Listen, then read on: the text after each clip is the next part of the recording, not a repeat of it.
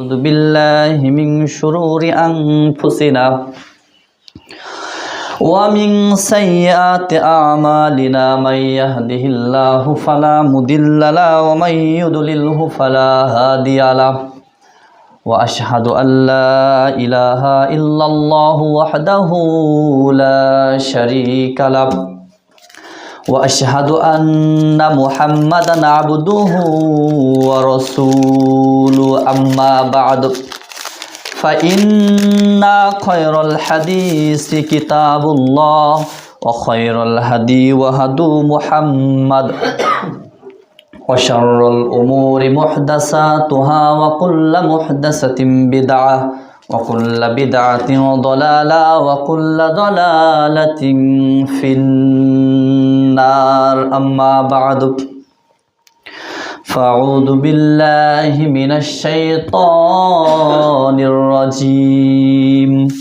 بسم الله الرحمن الرحيم قاف والقرآن المجيد بل عجبوا أن جاءهم منذر منهم فقال الكافرون هذا شيء عجيب أإذا متنا وكنا ترابا ذلك رجع بعيد قد علمنا ما تنقص الأرض منهم وإننا كتاب حفيظ إلى آخر الآية.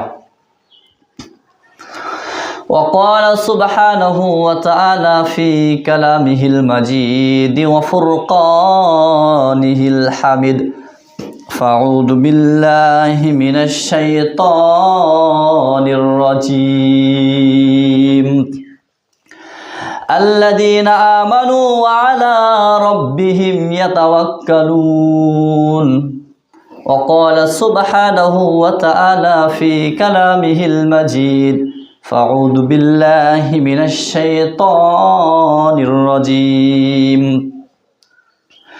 ومن يتوكل على الله فهو حسبه. عن عمر بن الخطاب رضي الله تعالى عنه قال قال رسول الله صلى الله عليه وسلم لو أنكم كنتم توكلون على الله حق توكلي لا رزقتم كما يرزق الطير تغدو خصاما وتروح بطانا. রাহুল বুখারী। সমস্ত প্রশংসা, সমস্ত তারিফ, সমস্ত গুণগান সেই মহান রব্বুল আলামিনের জন্য যে আল্লাহ সুবহানাহু ওয়া তাআলা আমাদেরকে আজ পবিত্র জুমার দিনে তার অসংখ্য গুনাহগার বান্দাদের মধ্য থেকে বেছে ভালোবেসে গুটি কয়েক মুমিন মুসলিম বান্দাদেরকে আল্লাহ সুবহানাহু ওয়া তাআলা তার সবথেকে শ্রেষ্ঠ এবং শ্রেষ্ঠতর স্থানে এসে 2 রাকাত সালাত আদায় করে বসার তৌফিক দিয়েছেন। সে আল্লাহ সুবহানাহু ওয়া তাআলার দরবারে অন্তরস্থল থেকে শুকরিয়া আদায় করি, সকলে বলি আলহামদুলিল্লাহ। তারপরে দরুদ বর্ষিত হোক শেষ নবীর প্রতি, যেই নবীর অক্লান্ত পরিশ্রমে আজকে আমরা একটি সুন্দর দিন, সুন্দর ধর্ম ইসলাম পেয়েছি। সেই নবীর প্রতি দরুদ পেশ করি, সকলে অন্তর থেকে বলি আল্লাহুম্মা সাল্লি আলাইহি আল্লাহুম্মা বারিক আলাইহি। সম্মানিত উপস্থিতি, আজকে জুমার খুতবায় সংক্ষিপ্ত সময়ে আলোচনার বিষয় আল্লাহর ওপর ভরসা। যদিও আপনারা হয়তো এর আগে বিষয় শুনে থাকবেন, আপনাদেরও জানার বাহিরে কোনো কথাই নয়। এরপরেও আল্লাহ পাক রব্বুল আলামিনের পবিত্র কোরআন এবং রাসূল সাল্লাল্লাহু আলাইহি ওয়াসাল্লামের অসংখ্য হাদিস থেকে পুরো সহিহ হাদিসকে সামনে রেখে কিছু কথা বলার চেষ্টা করব ইনশাআল্লাহুল আজিজ। ওয়া মা তাওফিকি ইল্লা বিল্লাহ আলাইহি তাওয়াক্কালতু ওয়া ইলাইহি উনীব।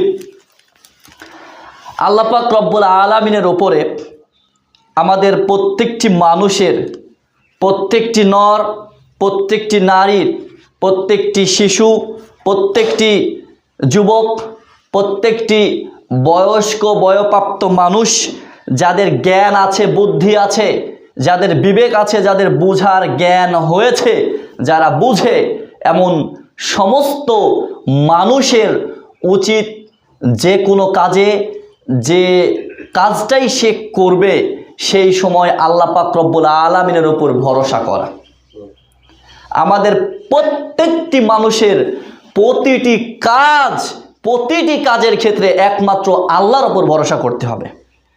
যদি আল্লাহর উপর ভরসা করে থাকি তাহলে আমরা আল্লাহর কথায় মুমিন হতে পারবো, মুত্তাকি হতে পারবো। আল্লাহ বলছেন আল্লাহর কথায় মুমিন মুত্তাকি হতে পারবো, আমার কথায় নয়, আপনার কথায় নয়। তো আল্লাহ পাক রব্বুল আলামিনের ওপরে যদি আস্থা থাকে, যদি আল্লাহর ওপরে আমার আপনার ভরসা থাকে, তাওয়াক্কুল থাকে, একনিষ্ঠভাবে আল্লাহর প্রতি বিশ্বাস, আল্লাহর প্রতি ভরসা নিয়ে যদি আপনি আপনার কাজ, আমি আমার কাজের দিকে এগিয়ে যাই, তাহলে আমার আপনার কাজটা একেবারে সঠিকভাবে সুন্দরভাবে পরিপূর্ণ হবে। আল্লাহ বলছেন যে মুমিন কারা, আল্লাহ মর্মে বলছেন ওয়াইজা তুলিয়াত আলাইহিম আয়াতুহু সাদাতুহুম ঈমানাও ওয়া আলা রাব্বিহিম ইয়াতাওয়াক্কালুন। আল্লাহ বলছেন যে মুমিন তো তারাই যাদের সামনে আমি আল্লাহ পাক রব্বুল আলামিনের পবিত্র কোরআন থেকে কোনো কিছু তেলাওয়াত করা হয়, পবিত্র কোরআনের কোনো আয়াতকে কোনো ব্যক্তির সামনে যখন তেলাওয়াত করা হয়, তখন সেই ব্যক্তির অন্তরের ভিতরে ভূমিকম্প সৃষ্টি হয়ে যায়, তার শরীরের পশমগুলো একেবারে খাড়া হয়ে যায়, তার শরীরটা শিহরে ওঠে। এই ব্যক্তি তো মুমিন, সে ব্যক্তি হলো প্রকৃত মুমিন। যখন আপনি আল্লাহর দেওয়া বিধান, আল্লাহর দেওয়া বাণী, আল্লাহর কথা যখন আপনি শুনবেন, শোনার পরে মনের ভিতরে একটা স্বাদ জন্মে, একটা ইন্টারেস্ট মনের ভিতরে আসে, একটা ভালোবাসা তৈরি হয়। কি বলছে, কত সুন্দর লাগছে। আপনারা শুনে থাকবেন হয়তো যে গত যে রমজানটা গিয়েছে, এই রমজানের ভিতরে আপনারা অনেকেই একটা ভাইরাল কোরআন তেলাওয়াত বা তারাবির একটা তেলাওয়াত শুনেছিলেন। আপনারা এটা আপনাদের মনে থাকবে। মনে হয় মানুষ মানে অনলাইনে সোশ্যাল মিডিয়াতে এমনভাবে ক্যাপশনটা লিখেছে যে মনে হচ্ছে আকাশ থেকে কোনো ফেরেশতা নেমে এসে কোরআন মাজিদ তেলাওয়াত করছে। শুনেছেন তেলাওয়াতটা? অবশ্যই অনেকেই শুনেছেন, হয়তো ভুলে গেছেন, আবার শুনবেন, সামনে রমজান আসছে। তো মানে তেলাওয়াতটা যখন শুনবেন, তার যে ধারাটা বা তার যে মায়াটা, মমতাটা, তার ভিতরে যে একটা আকর্ষণ আছে, এটা শুধুমাত্র আপনি বুঝবেন যখন আপনার সব কিছু আল্লাহর দিকে চলে যাবে। যখন আমার সব কিছু আল্লাহর দিকে চলে যাবে, যখন সব কিছু উঠতে বসতে সব জায়গায় যখন আমার আল্লাহ থাকবে, আমার সব কিছুতে বিশ্বাসে, কাজে, কর্মে সব জায়গায় শুধু আল্লাহর জন্য হবে, এটা হলো আল্লাহর উপর ভরসা। এবার আল্লাহ পাক রব্বুল আলামিন অনেক কথা বলছেন। আল্লাহ বলছেন আল্লাযীনা আমানু ওয়া আলা রাব্বিহিম ইয়াতাওয়াক্কালুন। আল্লাহ বলছেন যারা ঈমান আনে তাদের প্রতিপালকের ওপর নির্ভর করে, যারা ঈমান এনেছে এবং তাদের প্রতিপালকের ওপর নির্ভর করেছে, তাদের জন্যই আল্লাহ যথেষ্ট। কে যথেষ্ট? আল্লাহ যথেষ্ট। যারা ঈমান এনেছে এবং তাদের প্রতিপালক আল্লাহর উপরে তারা বিশ্বাস স্থাপন করেছে, তাদের জন্য আল্লাহ পাক রব্বুল আলামিন যথেষ্ট। এরপরে আল্লাহ বলছেন, দেখুন অন্যটা আল্লাহ আরও বলছেন আল্লাযীনা সাবারু ওয়া আলা রাব্বিহিম ইয়াতাওয়াক্কালুন।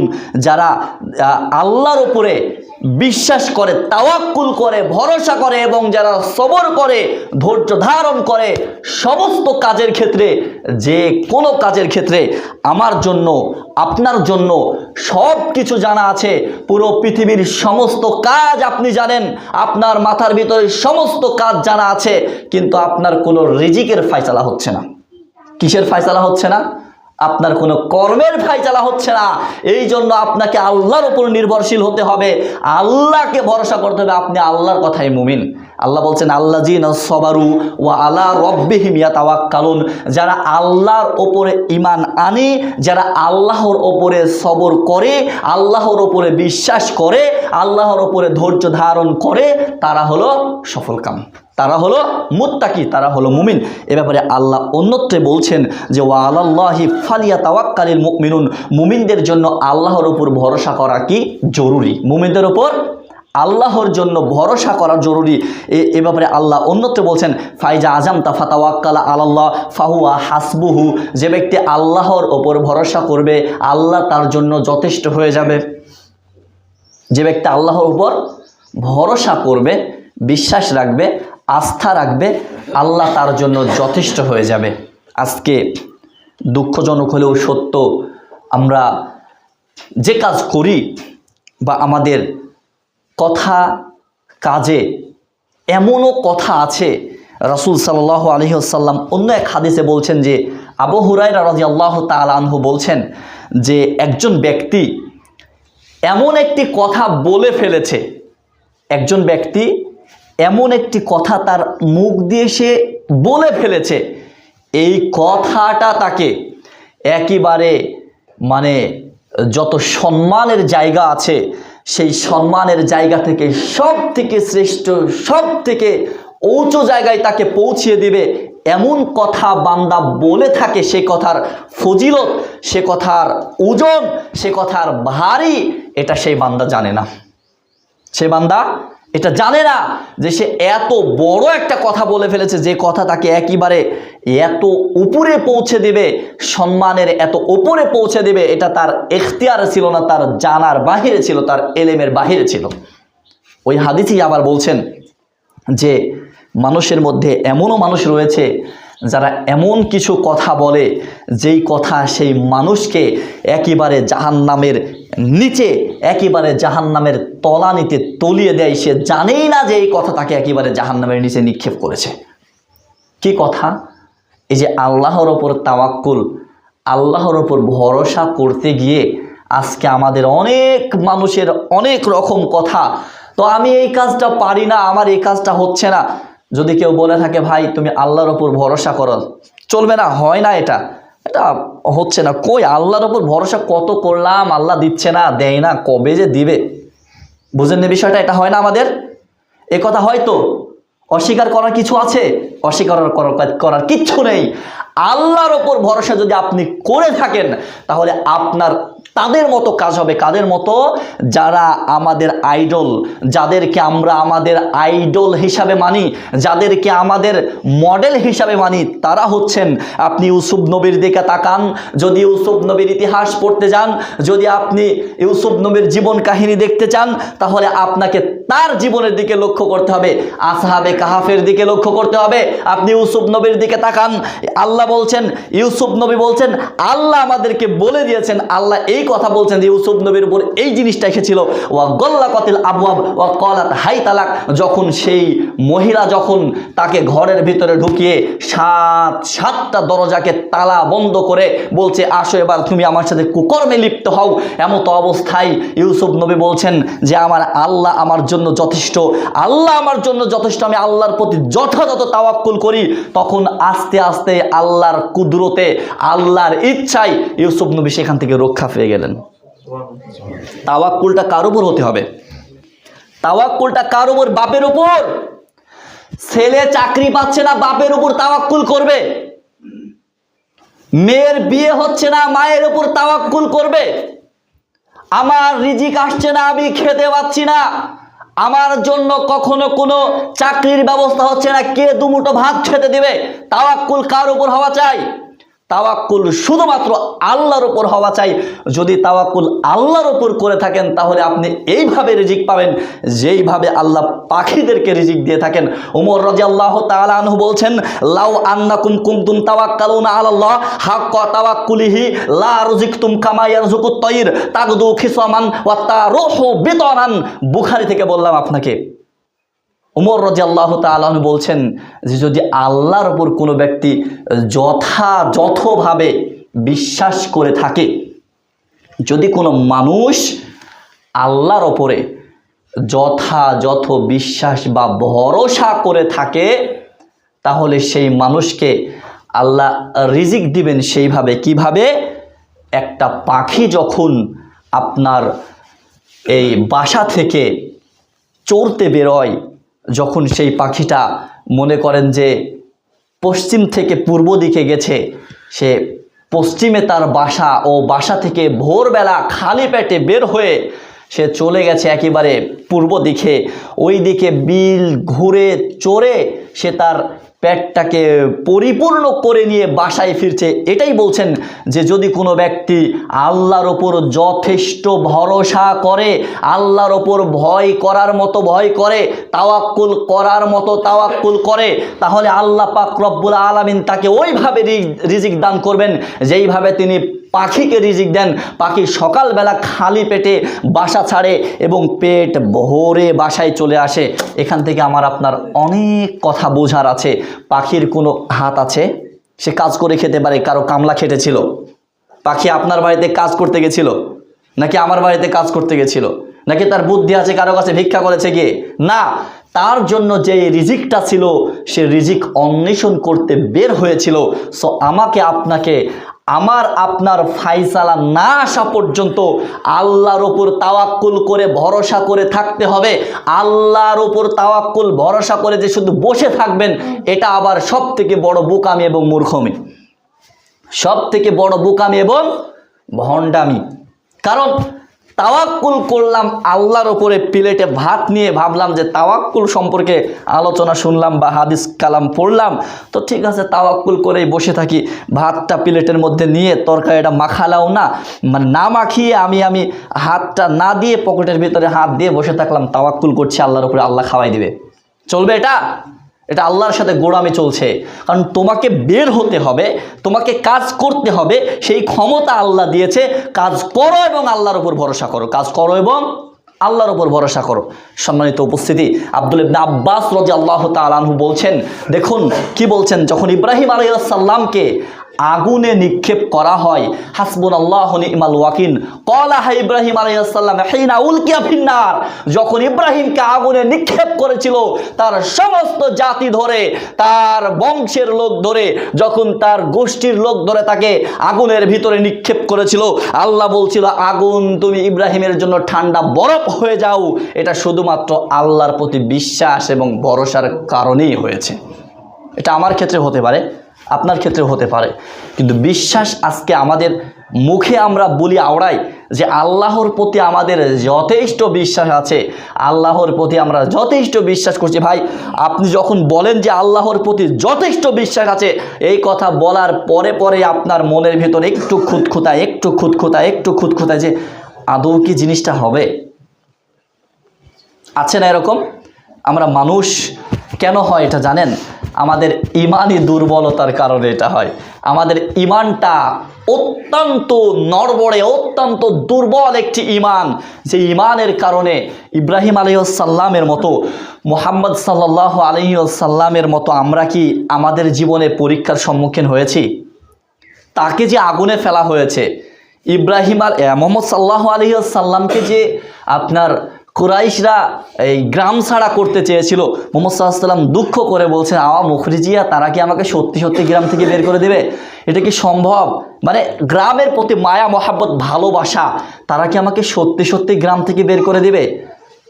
এই যে আল্লাহর প্রতি বিশ্বাস ছিল, যে আল্লাহর প্রতি যদি ভরসা রাখেন তাহলে আপনার আমার কাজ হবে মুসা আলাইহিস সালামের মতো। কারণ তারা আমার মতো আপনার মতো কোনো পাপী বান্দা ছিলেন না, তাদের গুনাহ খাতা ক্ষমা করা ছিল, তাদের গুনাহ খাতা ক্ষমা করা ছিল। আল্লাহ প্রত্যেকটি নবী রাসূলকে মরণের সময় একটা ইখতিয়ার দিয়েছিলেন। আল্লাহ বলেছিলেন মালাকুল মউতকে দিয়ে যে তুমি যাও, গিয়ে জিজ্ঞাসা করো নবী আপনি কি আপনার উম্মতের সাথে দুনিয়াতে থাকবেন, নাকি আপনি মানে ওই কালে গিয়ে আপনি জান্নাতের বাগবাগিচায় থাকবেন, জান্নাতের অবস্থায় থাকবেন। তখন সমস্ত নবীকে এই ইখতিয়ার দেওয়া হলে নবীরা তখন বলছে যে আমরা আমার প্রিয়তম রবের সাথে সাক্ষাৎ করতে চাই, উম্মতদের সাথে না। কেন না? উম্মতদেরকে তারা যেই পথের দিশা দিয়েছেন, উম্মতরা সেই পথের দিশাতে নিজেদেরকে পরিচালিত করবে। কিন্তু তাদের যে হায়াত ছিল, এই হায়াতের পরেও আল্লাহ পাক রব্বুল আলামিন তাদেরকে আরেকটা ইখতিয়ার দিয়েছিলেন, কিন্তু সমস্ত নবীর কথা যে না আমরা সেখানে থাকবো। মুহাম্মদ সাল্লাল্লাহু আলাইহি ওয়াসাল্লাম যখন মেরাজে গেলেন, ঘটনা সবাই জানেন আপনারা, মেরাজে গেলেন তখন সমস্ত নবীর সাথে সাক্ষাৎ হয়েছিল তো, তাই না? মুসা নবীর জন্য আমরা 5 ওয়াক্ত সালাত পেয়েছি, মুসা নবী বারবার রিকোয়েস্টের জন্য।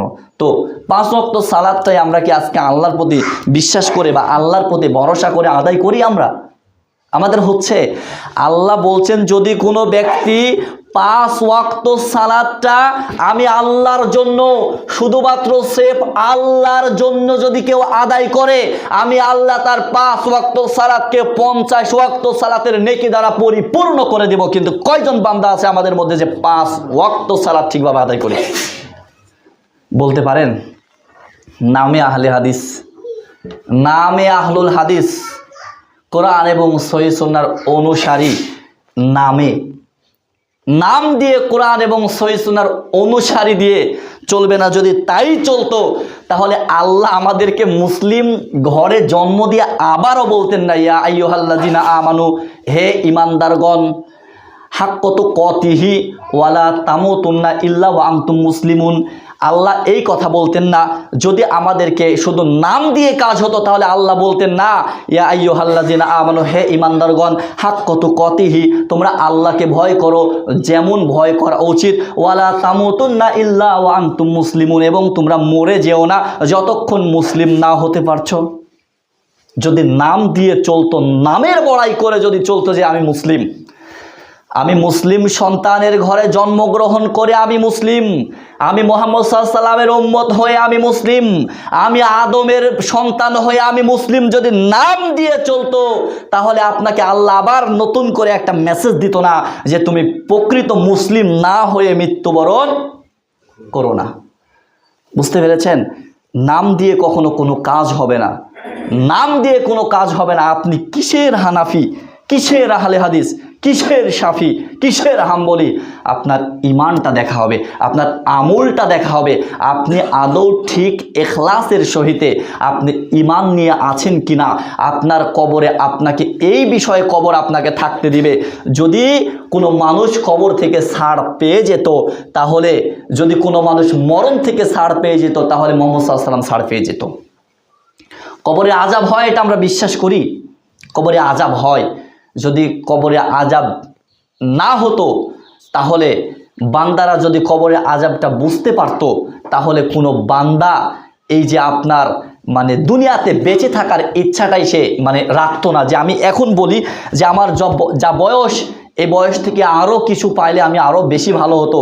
একটা মানুষ যখন একেবারে লাঠিতে ভর করে চলছে, এমত অবস্থায় সে বলে যে যদি আরও কিছু বয়স পেতাম আরও ভালো হতো।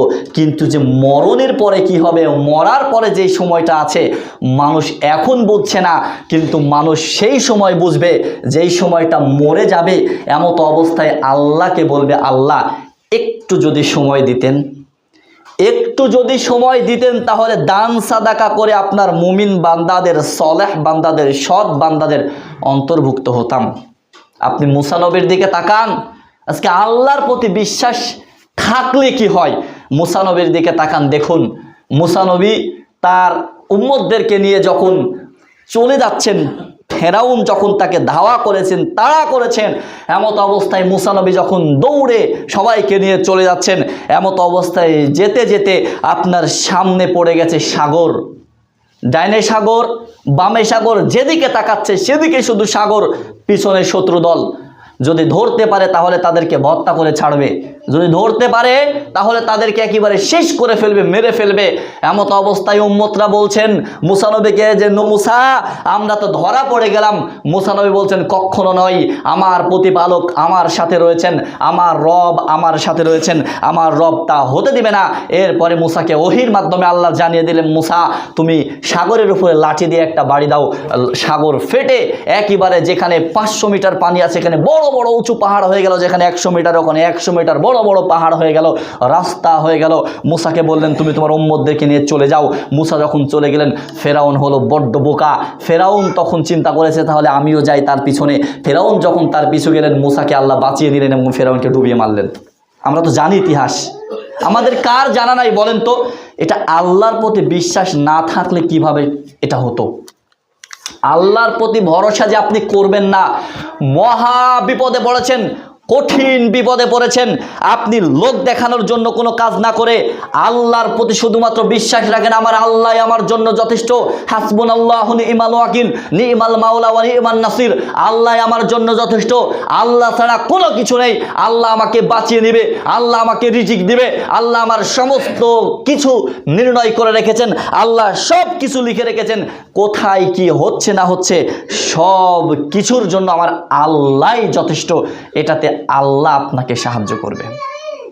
মারিয়াম আলাইহিস সালাম তার নিকটে জিব্রাইল আমিনকে আল্লাহ মানুষের রূপ ধারণ করে পাঠালেন, জিব্রাইল মারিয়মের কাছে যাও, আল্লাহ তাদের ইমানি পরীক্ষা নিয়েছেন, তাদের ইমানের জোর কতটুক। ইমানি পরীক্ষা নিয়ে যখন মানুষের রূপ ধরে জিব্রাইল গেলেন, তখন মারিয়াম বলছে, সাবধান, আমি রহমানের কাছে তোমার থেকে আশ্রয় প্রার্থনা করছি, আমি রহমানের কাছে তোমার থেকে আশ্রয় প্রার্থনা করছি, আমি কোনো পুরুষ মানুষকে স্পর্শ করিনি। এরপরে আল্লাহ পাক রব্বুল আলামিন তার পক্ষ থেকে জিব্রাইল যখন তাকে বললেন, তোমার কাছে সুসংবাদ নিয়ে আসা হয়েছে, তোমার পেটে সন্তান আসবে, আল্লাহ পাক রব্বুল আলামিন দেবে। মারিয়াম বলছে, এটা কিভাবে সম্ভব, আমি মানুষকে কিভাবে বোঝাবো, আমি মানুষকে কিভাবে বোঝাবো, কারণ আমার স্বামী নেই, কারণ আমি কোনো পুরুষ মানুষকে স্পর্শ করিনি, আমার পেটে সন্তান, আমি মানুষকে কিভাবে বোঝাবো। আল্লাহ যদি দেয়, আল্লাহ যদি কারো গার্জিয়ান হয়, আল্লাহ যদি কারো সাপোর্টার হয়, আপনি বলেন যে আমার আপনার কোন বিপদ আছে যে আমাকে আপনাকে ঘায়েল করবে, আমার আপনার কোন বিপদ আছে।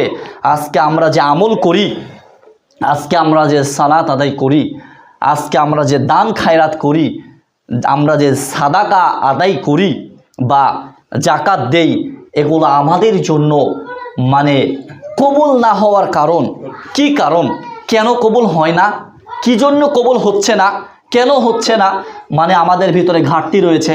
তার মানে আমাদের অন্তরের ভিতরে, আমাদের ইমানের ভিতরে আল্লাহর প্রতি ভরসা, আল্লাহর প্রতি তাওয়াক্কুল, এ ব্যাপারে আমাদের বড়ই ঘাটতি রয়েছে।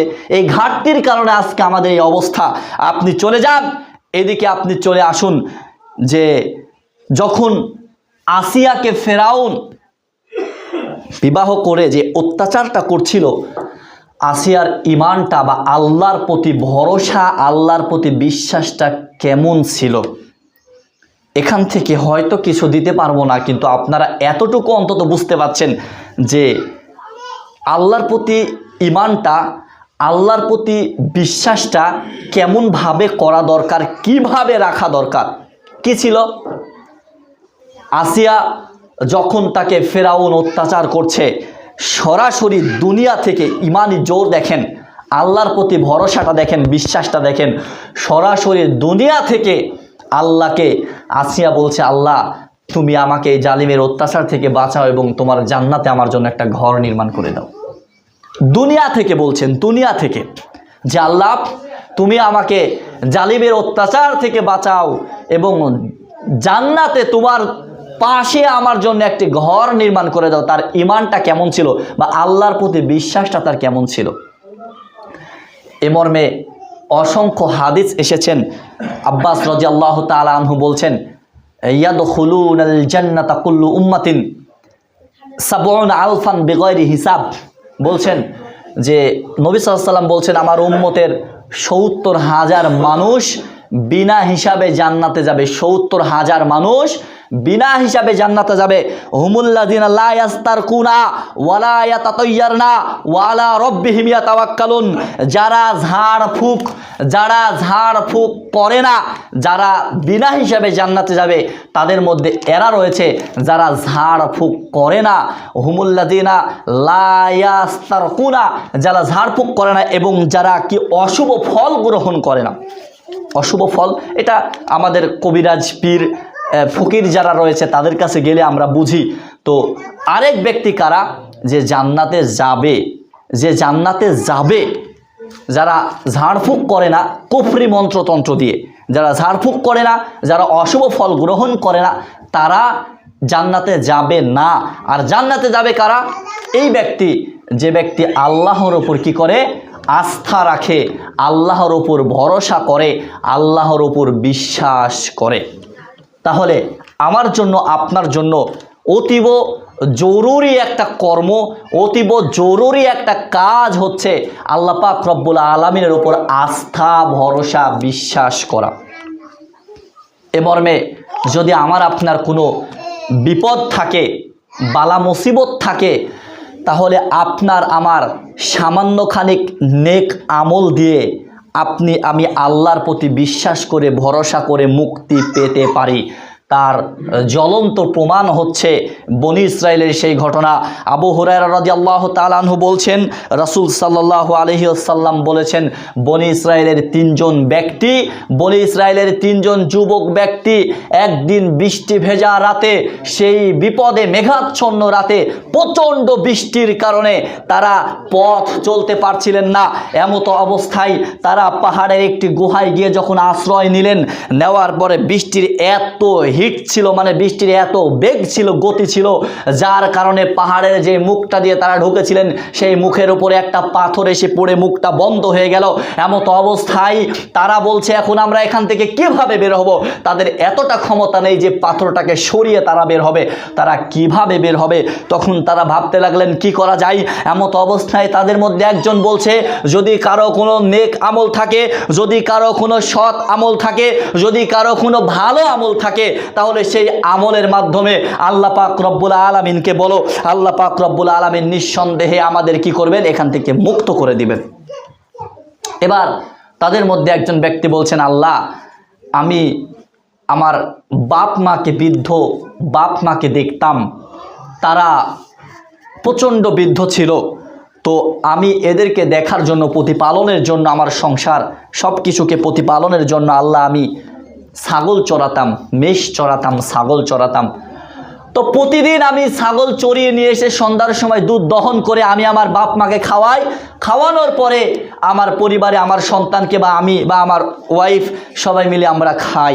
আল্লাহ, একদিন আমার পিতামাতা আল্লাহকে বলছে দেখেন, নেক আমল থাকলে খালেসভাবে, সঠিকভাবে যদি আল্লাহর জন্য কোনো আমল থাকে, আমাদের প্রত্যেকটি বান্দার যদি আল্লাহর জন্য কোনো আমল থাকে, তাহলে আল্লাহ সেটা শোনেন। দেখেন, বলছে আল্লাহ, একদিন দূরে চলে গেছিলাম ছাগল নিয়ে, আস্তে আস্তে সন্ধ্যা পার হয়ে একটু রাত হয়ে গেল, তো আমার বৃদ্ধ পিতা মাতা তারা না খেয়েই সেদিনে ঘুমিয়ে পড়েছে। আল্লাহ, সেদিনে আমি এসে দুধ দহন করে, প্রতিদিনের নেই দুধ দহন করে সুন্দর করে দুধটাকে নিয়ে আমি আমার পিতা মাতার শিয়রের সামনে, মাথার সামনে দাঁড়িয়ে রইলাম সারা রাত।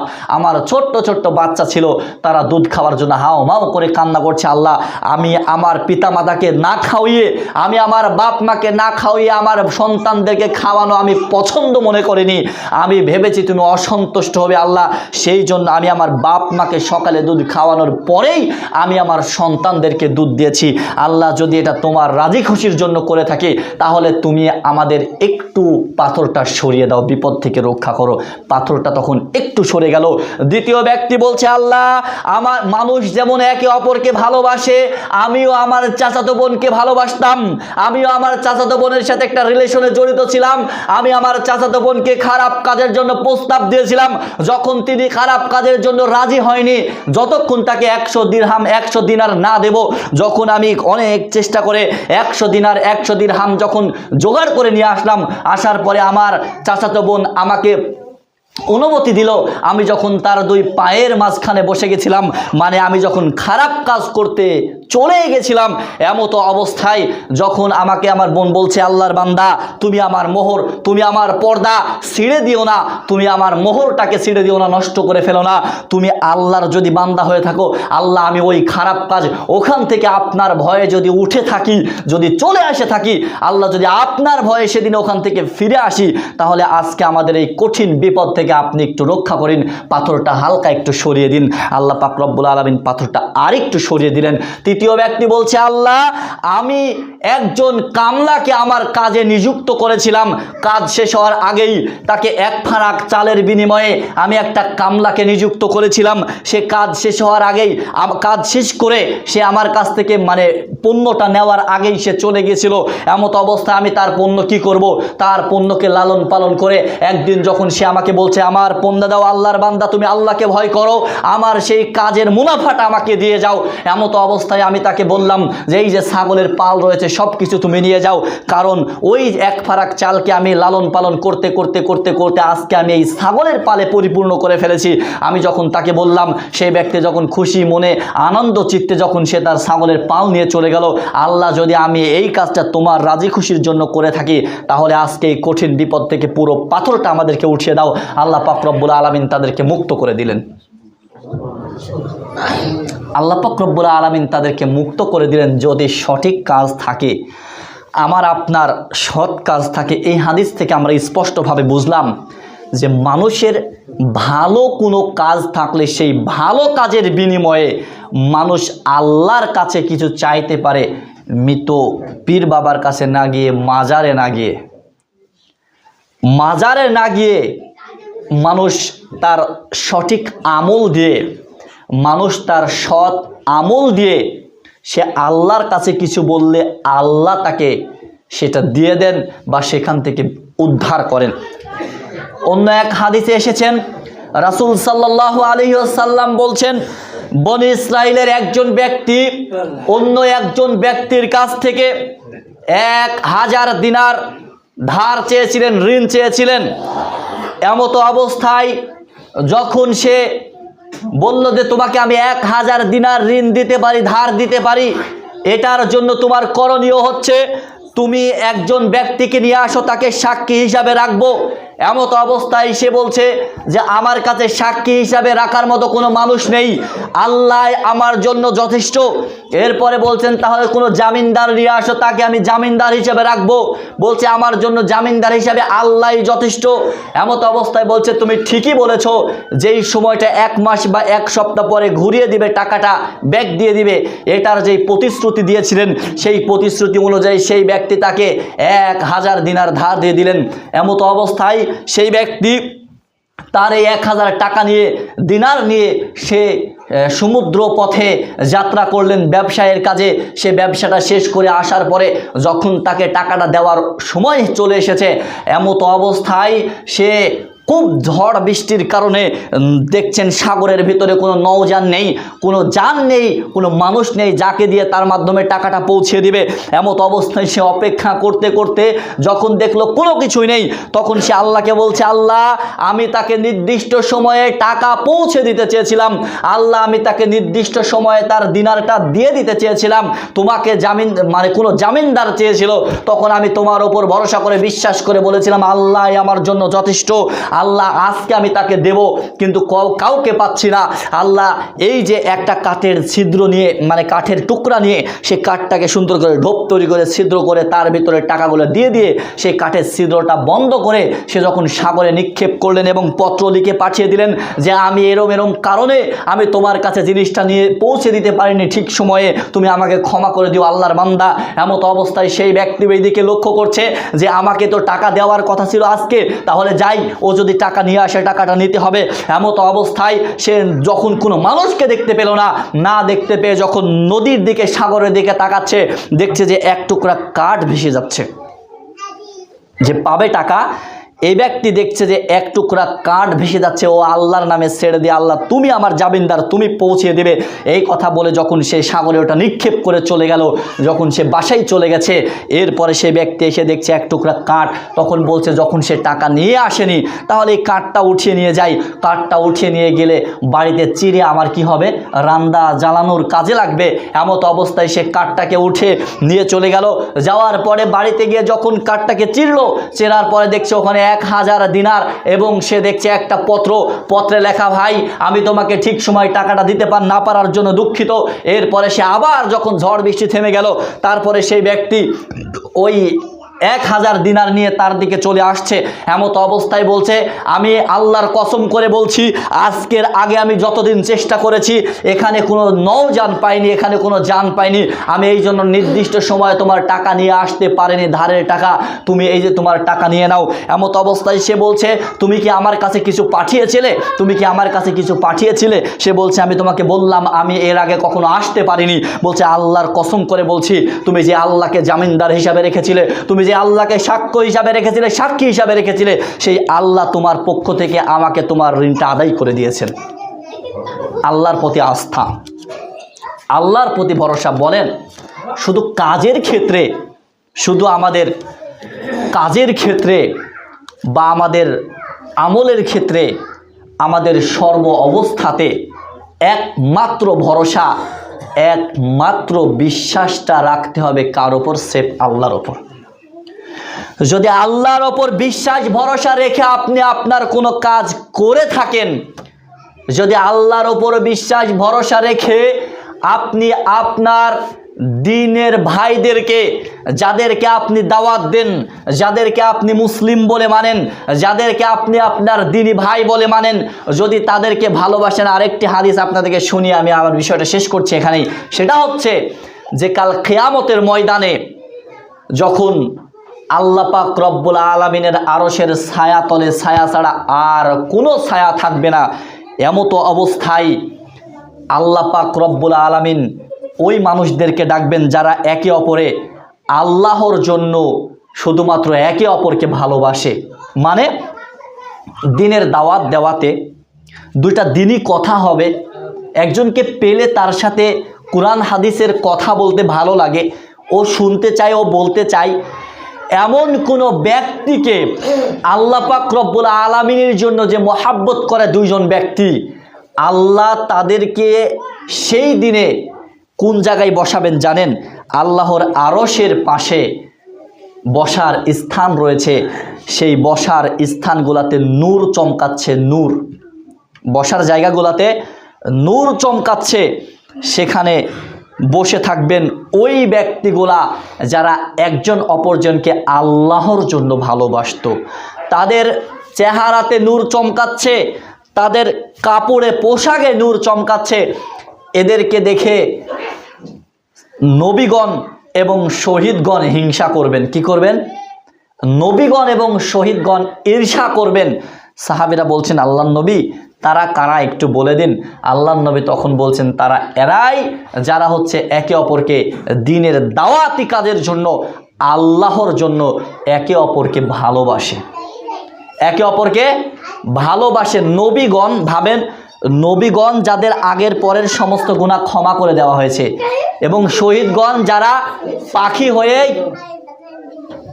আপনারা কথা বলেন না, যারা পাখি হয়ে একেবারে উড়ে বেড়াচ্ছে, এমত অবস্থায় তারা সবাই কি করবে? যারা পাখি হয়ে জান্নাতের ভিতরে উড়ে বেড়াচ্ছে, তারা এই মানুষদেরকে দেখে হিংসা করবে, ঈর্ষা করবে। তারা কারা? তারা তো আমরাই, যারা দ্বীনের জন্য একজন অপরজনকে ভালোবেসে থাকি, দাওয়াতের জন্য একজন অপরজনকে ভালোবেসে থাকি, আমরাই তো তারা। কিন্তু সম্মানিত উপস্থিতি, দুঃখ হয় একটা কথা, সেটা হচ্ছে যে আমি আপনি যার কাছ থেকে সব কিছু পেতে চাই, যদি আমি আপনি কোনো একজন প্রধানের কাছ থেকে কিছু টাকা পয়সা বা কোনো ভালো আচার ব্যবহার বা কোনো সাপোর্ট পেতে চাই, শুধুমাত্র এতটুকুই বলবো যে যদি সাপোর্টটা পেতে চাই, তাহলে কি আপনি বলতে পারেন যে সেই ব্যক্তিকে অপমান করলে, সেই মানুষটাকে নির্যাতন করলে, সেই মানুষটাকে হেয়তুচ্ছ করলে, সেই মানুষটার মানকে ক্ষুণ্ণ করলে, সেই মানুষটাকে যদি অপমান করেন, লাঞ্ছিত করেন, তাহলে আপনি কি তার কাছ থেকে পরিপূর্ণ সাপোর্ট, পরিপূর্ণ না, বিন্দু পরিমাণ সাপোর্ট, বিন্দু পরিমাণ কোনো টাকা পয়সার কোনো কিছু পেতে পারেন? আশঙ্কা আছে? এটা কখনো পসিবল হবে? এটা কোনোদিনও সম্ভব নয়। কিন্তু যে আল্লাহকে আমরা বলি সর্বদা সব কথা, যে আল্লাহর কাছ থেকে আমরা সব কিছু পেতে চাই, যে আল্লাহকে আমরা সব কিছু বলি, যার উপরে আমরা আস্থা করে একটা কাজ শুরু করি, সেই আল্লাহকে যদি আমরা অপমান করি, লাঞ্ছিত করি, অন্যায়ভাবে যদি আমরা জেনে বুঝেও যদি গোড়ামো করে যদি তার সাথে অপমান করি, তাকে যদি হেয়তুচ্ছ করি, তার মানকে যদি ক্ষুণ্ণ করি, তাহলে বলেন তো আল্লাহ আমাদেরকে কিছু দিবে? এটা কখনো সম্ভব? কিভাবে করছি? যদিও সময় শেষ, 5 মিনিট পার হয়ে গেছে, যদি আরও একদিন আসি তাহলে ইনশাআল্লাহ আপনাদেরকে এটা বলে দিব যে আমরা কেন কি করে আল্লাহ পাক রব্বুল আলামিনকে অপমান করছি। তবে এতটুকু সাবধান, এতটুকু থেকে সাবধান হন, নবী যেটা বলেছেন নবী যেটা দিয়েছেন, নবী যেটাকে হ্যাঁ বলেছেন, নবী যেটাকে না বলেছেন, হাঁটাকে গ্রহণ করবেন, নাটাকে ছেড়ে দিবেন। এটা হলো আল্লাহর মানকে বাড়িয়ে দেওয়া, নবীর মানকে বাড়িয়ে দেওয়া। আল্লাহর মানকে ক্ষুণ্ণ করবেন, নবীর মানকে ক্ষুণ্ণ করবেন। যখন নবী বলেছেন এটা করো, আপনি এটা ছেড়ে দিলেন। নবী বলেছেন এটা করো না, আপনি ওই কাজটা করলেন। তাহলে আল্লাহর পক্ষ থেকে সাপোর্ট, নবীর পক্ষ থেকে সাপোর্ট আমার আপনার কপাল থেকে উঠে গেছে। তাই আসুন আমরা সঠিকভাবে, সুন্দরভাবে জেনে বুঝে আমরা আমাদের জীবনের সমস্ত ভালো কাজ, সমস্ত কাজগুলা কেবলমাত্র শুধুমাত্র আল্লাহর জন্য করে থাকি। আল্লাহ পাক রব্বুল আলামিন আমাদের সবাইকে সুন্দরভাবে তার সমস্ত কাজ করার তৌফিক দান করুন। সকলে বলি আল্লাহুম্মা আমিন।